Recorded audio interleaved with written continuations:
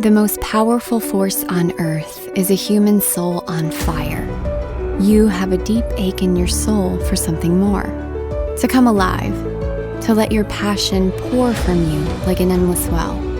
When your passion comes alive, the magnificence buried deep inside of you is unleashed. Gifts and talents you never realized surface as your life unfolds like poetry. You can do hard things. I can show you how. This is Thrive Yoga Fit Transformational Coaching, where I teach you how to heal yourself from the inside out. Hey guys, Erin here. So I have a special treat for you, and I know we've been talking about the breakdown of the course, the How to Coach Yourself series, but I got a special opportunity and I took it with an interview with Tim Goyetche, who is the founder and owner and lead teacher for the Goyetche Institute. And I am currently enrolled in and continuing my education over and over again because I just can't get enough of Tim and all the wonderful things that he has to say. So this podcast is super special, super awesome. We talk about trauma and epigenetics and neuroplasticity and how to change your brain and how it affects your everything that you do in your life. It's such an in-depth interview, and the knowledge that Tim has it's just great. So I hope that you enjoy this small interruption in your regularly scheduled programming. This is a 2-part episode. So you're going to hear the first part Friday and then the next part the next Friday. I will be in Costa Rica. Pura vida! So enjoy. I'll be back soon. I love you all. And yeah, thank you so much. Namaste.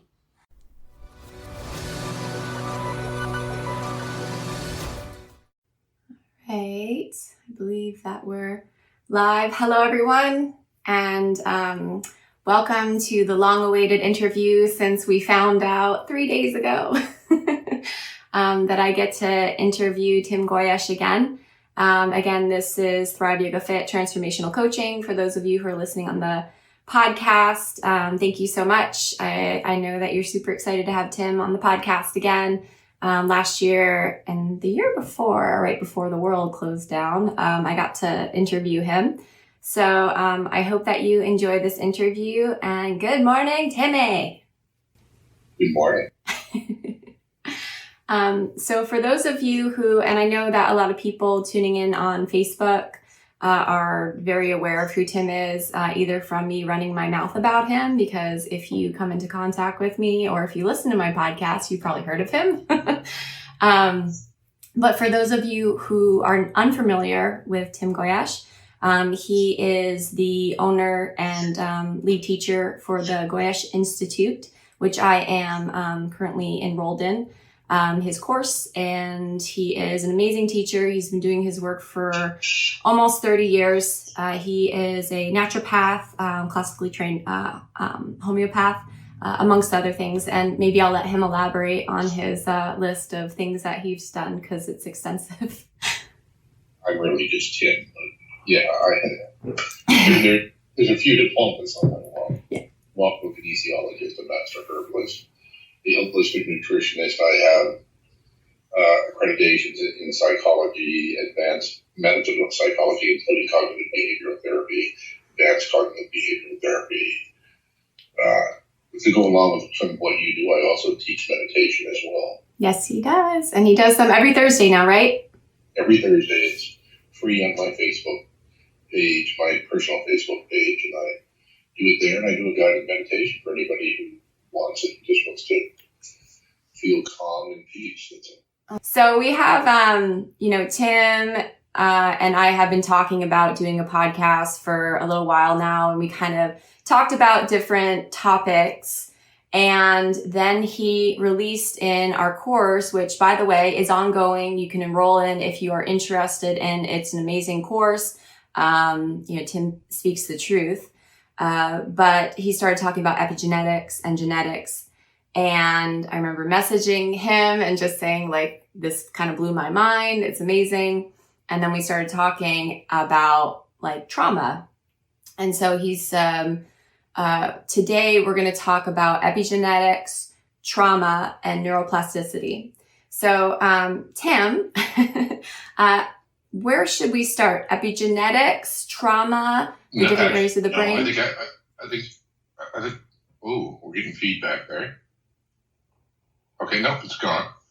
I think what I'd like to start with is how stress or trauma physically manifests in the human brain. So we'll talk about trauma and how to release it from the beginning. I mean, the talk of neuroplasticity will be an extension of that, and then we'll go to the epigenetic portion of it. Okay, sounds good. Okay? Yeah. So on my personal Facebook page, I shared an image, a drawing of a schematic of the human brain and how it's affected by trauma, and I offered that out to anybody who was going to watch this, which would help them a bit. And I'm going to talk here about some words that some people may not know. I'll do my best to explain each portion of the brain as I go through, and just to make sure everybody understands it. So when we undergo a traumatic event, that event and the memories of it, the long-term storage of those memories occurs in the cerebral cortex. No big deal. Cerebral cortex is the outer that wrinkly, Shar-Pei type dog-looking skin section of the brain. That's the cerebral cortex. Sounds sexy. So, real sexy. Yeah. It's you and me, so I have to make comments like that. Of course. From that storage point, so let's call that the cloud. That's where it's stored in the cerebral cortex. Another region of the midbrain called the hippocampus, which, again, it's part of the midbrain, the diencephalon, blah, blah, lots of fancy names for the center part of your brain. It is what calls upon your memories. So we're going to move off just for a moment from PTSD or trauma and talk about anxiety. So the cerebral cortex has your long-term storage of traumatic memories, or not just traumatic memories, but also triggering automatic negative thought. Mm. So when we associate, a lot of people think that anxiety causes negative thought, and it's the exact opposite. It is negative thought that causes anxiety, and sometimes it's not even conscious thought. Yep, absolutely. Most of the time, it's not even conscious thought. Mm-hmm. So an anxiety or a panic attack, either one, which are really two different things, but we won't get into that today. Well, maybe we'll save anxiety for another podcast. Yay. You keep giving them, I'll keep taking them. The automatic thoughts that we build in our minds, say we went out, and I like to use this because it kind of explains racism and how racism occurs. So somebody goes out and they have a conflict with a person of color. They're white. They have a conflict with a person of color. In their mind, they set an automatic thought that, and they listen to the media because the media, of course, toxic. Anyway. So the media convinces, whether it's their upbringing, what have you, convinces them that they should have a negative interpretation of people of color. So the moment that anything, if it's a rap song, if it's a black person walking across the other side of the street, an automatic negative thought is kicked up. And whether that can be a subconscious thought, and it can provoke an anxiety-based experience.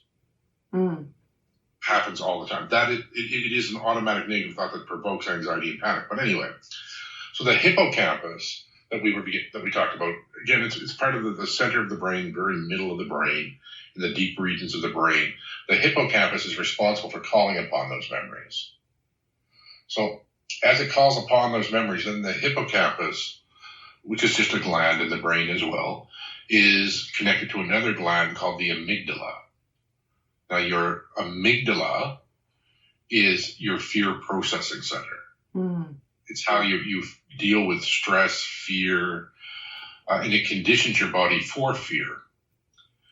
And when you think positive thoughts, the hippocampus connects to the amygdala. When you think negative thoughts or the trauma is presenting itself to you, it disconnects from the amygdala. That right there, Tim, that is fascinating because, like, I mean, from a yogic perspective, which is always the spin I put on things, it's like when we have that fear base, we move away from God, universe, some might say, and then we get trapped in our body and it seems like we can't get out.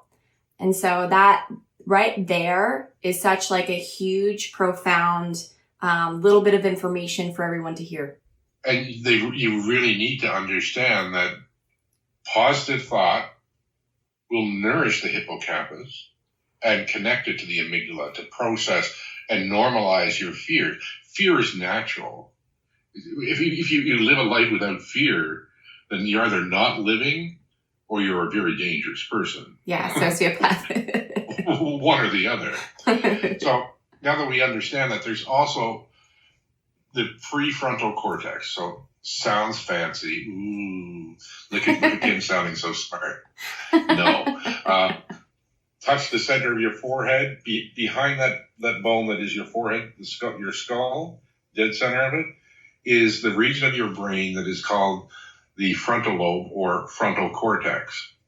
The prefrontal cortex is the inside part of that. That's all. They make it sound fancy. So the midpoint of that is responsible for producing a couple of body chemicals that are very important here. One of them, most people that are going to hear this today didn't even know that their body produced it. Well, the first one's dopamine. Of course, you know it produced that. So It increases dopamine. It increases your dopamine receptors. It signals for your dopamine receptors to uptake extra dopamine. Okay? But what it does is it downregulates your benzodiazepine. What? Benzodiazepine? You mean my brain makes Ativan? Oh. Well, yes, it does. And most people didn't know that. You have benzodiazepine. You have benzo receptors in your brain because your brain makes benzo, and it's actually how it regulates your mood and your levels of excitement, and it kind of helps to offset cortisol spikes, which we'll talk about in a moment. So the greatest thing we're going to want to understand is that the connection to the amygdala and the hippocampus. Positive, they connect. Negative thought, they disconnect. That's the main thing to remember. So now this medial prefrontal cortex that I talked about, this big fancy part of the inside of your frontal lobe, also signals the amygdala. So now the amygdala is overworking. It's unconnected to the hippocampus. And it's not processing fear because it's not recognizing the fear because it's disconnected from the hippocampus. But it's stuck in a stimulated state, right? Yes, but then it gets worse. And this is the worst thing that happens when we're constantly reliving our trauma. And that is that we all know that your trauma, you live in fear. The fear becomes evident and produced. And what's the first thing that happens? Your cortisol spikes. Your cortisol and your epinephrine spike. So what happens when cortisol spikes? And if you're living a long-term life of trauma, where the trauma experience that you're feeling is constant, the cortisol spike is constant. When the cortisol spike is constant, it literally creates atrophy of the hippocampus. Wow. It becomes limp and weak and wrinkled. It's like it needs Viagra for the hippocampus. I was going to say. I couldn't help myself. But anyway, it's true. And then it doesn't function normally. And then you get like more frequent disconnects, even in positive thought. So this is what's physically happening in the brain in a person who's living with trauma, who suffers from post-traumatic stress disorder. I have worked with, for the Canadians will know who they are, the Royal Canadian Mounted Police, which is the RCMP, which is our federal law enforcement, our federal law force, police force. It locally here, after there was because I live in a place where there's literally very little crime. one of the safest places in Canada to live. But one day, some crazed lunatic went out with a high-powered rifle and killed 3 police officers and wounded 2 others. This is only a community of, the metropolitan community is only 135,000 people, or 140,000. So in Moncton itself, it's only about 70,000 people. And that's where this occurred, which is like 30 minutes from me. So I did pro bono work for the RCMP, and I treated the officers who wanted help with the PTSD aspect of it. And I was able to help each and every one of them. Wow. Different methods. We're all very unique beasts with very unique chemistry. So when we look over here and we look at, and we consider that dopamine rises, but what if you're a person whose body chemistry, that your dopamine is already too high? And now we're pushing it higher because of the trauma. Well, then comes anxiety, then comes panic, then comes depression. That's insomnia. Sorry? I was going to say that's an interesting point, because I think most people would be like, oh, dopamine, like give me more of that, give me more. No. Just like serotonin, because you could have serotonin syndrome if it's too high. Absolutely. Yeah. Because it doubles as an inhibitory neurotransmitter, so it affects others. So everything's about balance. Yes. So as we understand, now that we understand that, then all of a sudden, because the cortisol and epinephrine were spiking, damaging the hippocampus, which becomes long-term, and this is where we're going to talk about when we get to epigenetics, is that everything that I've talked about so far, so this has occurred, this is in long-term cases, if it's not attacked and gone after immediately to help them with the resolving or coming to terms with their trauma, then it becomes long-term. And whenever it's long-term, then you expect changes of your gene expressions. And in the actual study that I stole this image, I lost you. Oh, can you hear me? You're back. Okay, good. Yeah, the image that I sent to all of you.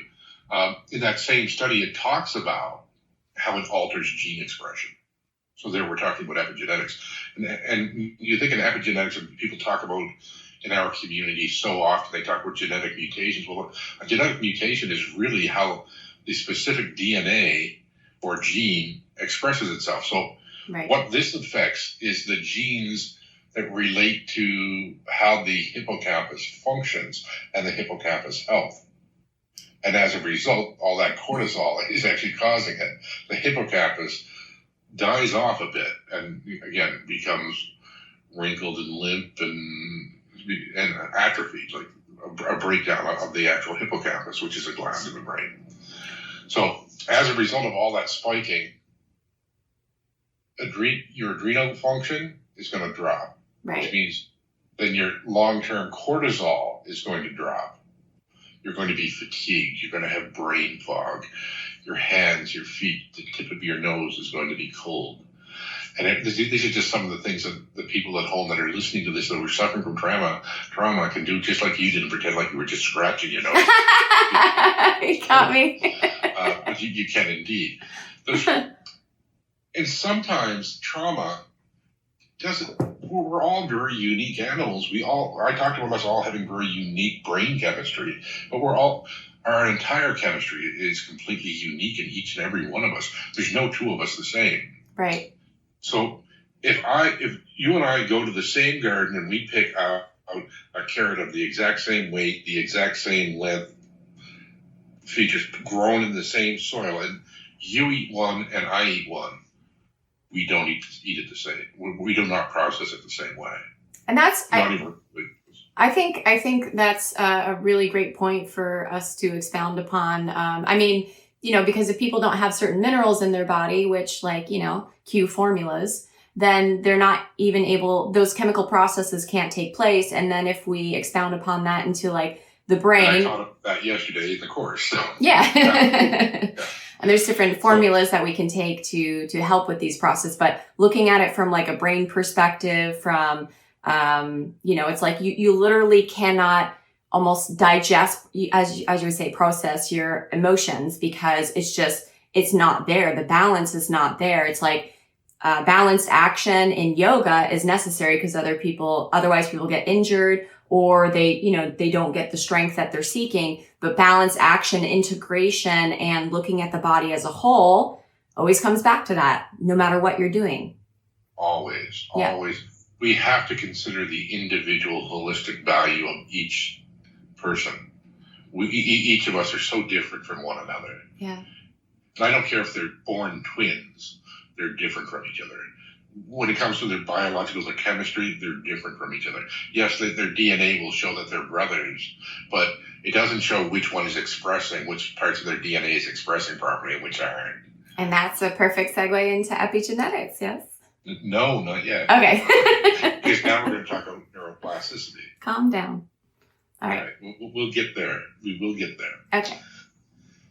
So understanding now that, and I want to stay here for a moment as well, because when I say that, okay, so if you have elevated dopamine already, your dopamine's elevated, and as a result, your GABA's not produced, you're torturing your GABA receptors, so you're not uptaking GABA, so you're kind of a bit depressed and melancholy and all of that. If there's people out there that are listening to this and are relating to that, it doesn't mean you can't get help. Mm-hmm. It means we have to help you based on you as an individual and consider your individual issues. Right. We understand how it works, and we understand that I would make a Sarcode formula to do this. Say I made a normalization of the cerebral cortex. For those who don't understand, a Sarcode is an extract from a cow, pig, sheep, or human. So it's an extract of an organ, gland, or tissue, or body chemical. So there are Sarcodes of dopamine, there are Sarcodes of cortisol, there is Sarcodes of the hippocampus, the amygdala, the hypothalamus, the pituitary, the adrenocorticotropin releasing hormone, which is associated norepinephrine. So everything here is in a Sarcode. And with Sarcodes, you can dose them so that they will either stimulate, normalize, or sedate the same gland, organ, or body tissue or chemical in the body. Mm-hmm. So you think about this. In this case, we have an amygdala that's overworking but unconnected to the memory. So it's actually causing fear. So we could slow down or gently sedate the amygdala. Well, the hippocampus needs work, so we need to stimulate the hippocampus. Mm.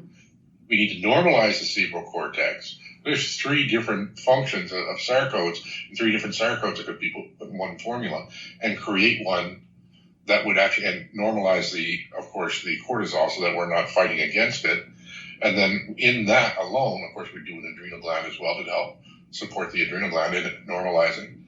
And we could build a formula that could do all of this. Wait, so pause there. So we could build a formula to do all that. Is that you saying that you're going to? I know that we have a couple of formulas that have different pieces. We don't have anything like this. Yeah, we don't. But no. With time, as time allows, yes. All the practitioners at home got super excited. I want to help everybody. Yes. And I really want to be able to. You know what I'm like. I just want to help everybody. I know, you're a giver. You're a giver. The reality is there's only so many hours per day. Yeah, we need to multiply you. We need a formula to make extra Tims, but I'm not sure the world is ready for that. No, I'm not sure either. Okay. So now that we understand this aspect, and every one of you with trauma, and there's one more aspect of this that we want to talk about, and that's that. So 2 people, a brother and sister, can go down the street and they can watch a mass murderer chop somebody up into pieces. And one of them, the sister, may be perfectly fine. And she saw it, she came to terms with it. She realizes that every time she goes out, there's not going to be a mass murderer because she's gone out 10,000 times since then, and there's never been another mass murderer, that it was a unique experience, and that they can realize that. The brother's homebound. The brother could be homebound. Yeah. So why is that?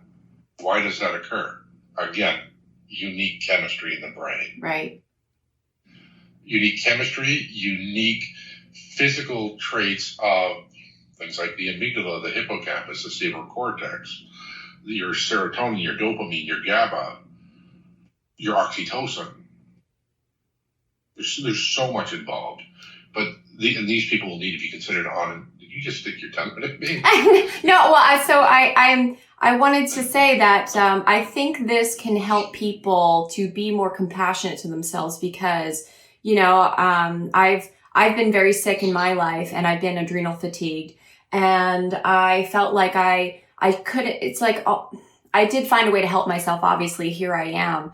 But you're just so exhausted and you're so depleted. And then you start, maybe contrasting yourself to somebody else. Well, how come they can get better and I can't? And this was before I met you and my whole world was changed with all that you teach. But I was learning bit by bit. But I just want to say that for those of you listening who hear this and maybe it's like harder for you to pick yourself back up. It's harder for you to, come back from something stressful, or you have had a traumatic experience.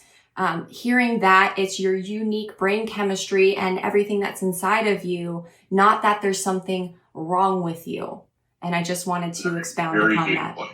Yeah. It just means that whoever is treating you is likely treating you in a generic aspect. Yeah. They're not treating you as an individual. Yeah. Identifying what's going on in your individual body, soul, and brain to realize what's going on. And it doesn't mean that you have. Yes, they associate personality disorders that can follow from all. Let's just not even bother going there because while it is indeed possible, help is more possible. Yeah. It's more possible than that to occur. So, and it's available to everybody and anybody. And, all your people around you can go to you. You have access to all of these SAR codes. I do. You can help them. You can test them. You can identify what they need. You can identify how to help them properly. So there you go. There is help. There's absolutely help for each and every one of you listening to this, for each and every one of your unique chemistry and physical attributes of your brain. Yeah, and I just want to say also that we have practitioners kind of all over the world that are doing this, especially in like Canada, the United States. So. And Australia and New Zealand and the UK. And there's more coming. So. Yes. So with that said, now, we understand that. Now, let's talk about neuroplasticity, because this is another way to help yourself. Because we talked about here that lovely cerebral cortex that is the long-term storage, or the cloud that stores your long-term memories, your long-term traumatic memories as well. So there is a thing that's known as neuroplasticity. And neuroplasticity simply refers to the building of new brain synapses or neurons through repetitive behaviors. This has been studied greatly, but here's the cool thing, is that each time we build a new brain synapse or neuron in the brain, they connect to each other and they form a bridge. So here's what I want you to know. If you repeat, so if I just sit here and I say, Erin, you're beautiful, Erin, you're beautiful, Erin, you're beautiful, and I do this 13 times, I will build a positive brain synapse in my brain. Just 13? 13, that's all it takes. 13 repetitions for each neuron. Remember how small a neuron it is. It takes a long. So versus 26 to build a negative neuron towards negative thought, disruption of peace. So when you build it through positive interaction, actions, or words, it only takes 13. But when you think in trauma and think of the negative thoughts, that 26 is exactly double what it takes for positive. So it's easier to build that bridge. So it creates a bridge as they bind together. They create a bridge, and they create a circuit to a positive part of the brain. That's what they do when they're built based on positive thought and interaction. Wow. And every one of us can do that. And I just want everybody to know that I'm a person who suffered from debilitating anxiety. And what I did is just this.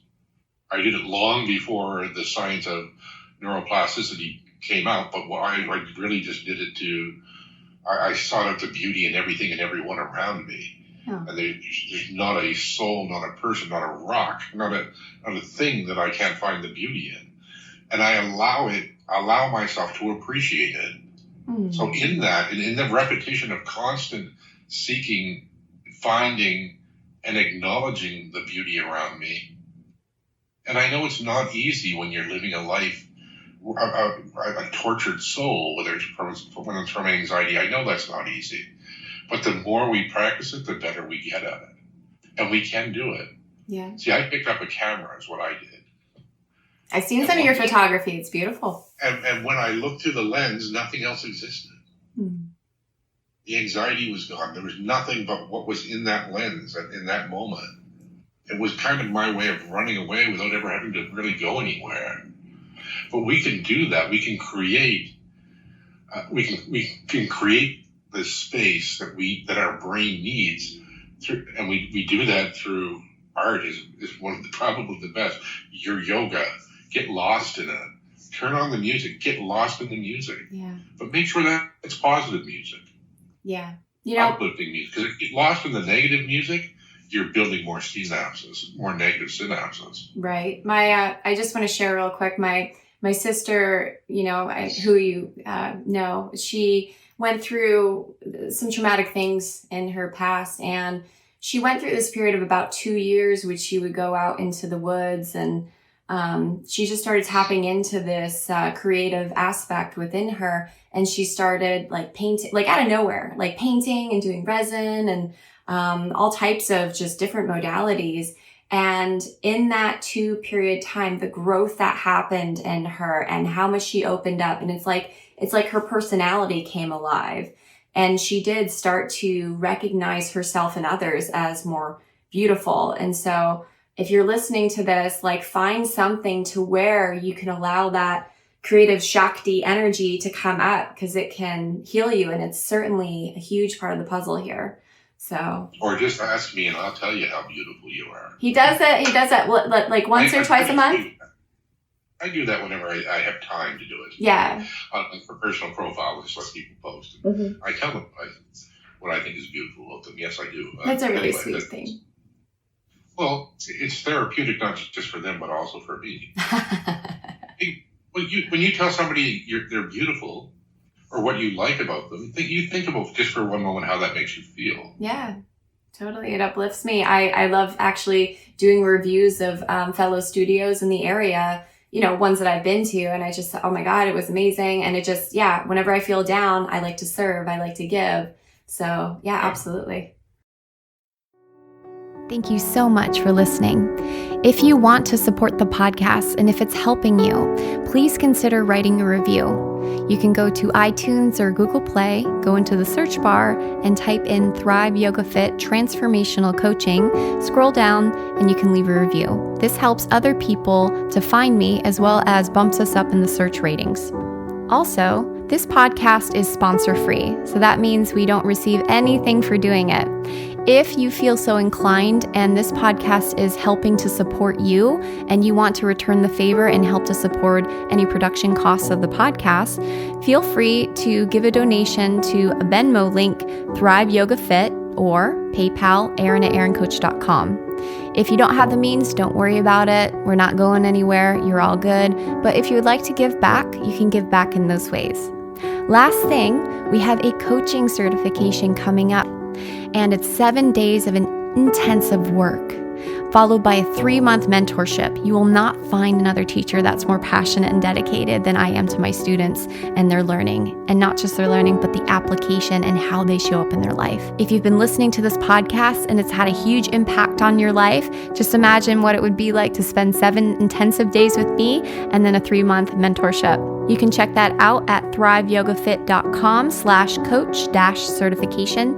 Again, thriveyogafit.com/coach-certification.